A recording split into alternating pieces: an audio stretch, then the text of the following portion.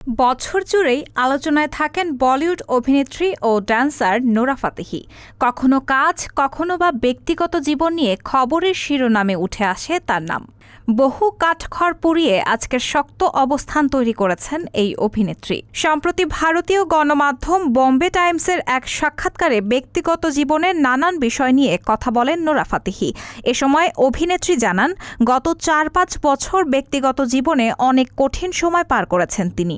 Nora Fatehi বলেন, গত ৪-৫ বছর এ সময় আমার ব্যক্তিগত জীবনে অনেক কিছু ঘটেছে, যা সবাই জানেন না।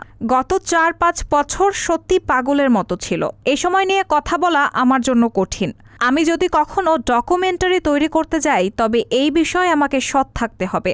তবে ব্যক্তিগত জীবনে ঠিক কী ঘটেছে তা নিয়ে টু শব্দ করেননি নোরা ফাতেহি, বরং এই বক্তব্যের পর তা নিয়ে রহস্য দানা বেঁধেছে।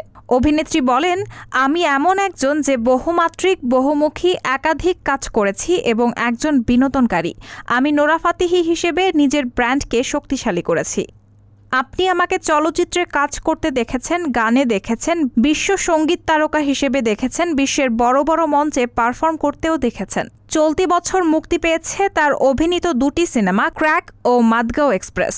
আদিত্য দত্ত পরিচালিত ক্র্যাক সিনেমায়ও নোরা ফাতেহির সঙ্গে স্ক্রিন শেয়ার করেছেন অর্জুন রামপাল ও বিদ্যুৎ জামাল। এছাড়াও আরও বেশ কয়েকটি সিনেমার কাজ হাতে রয়েছে তার। রায়হানা মুন, সবার কথা।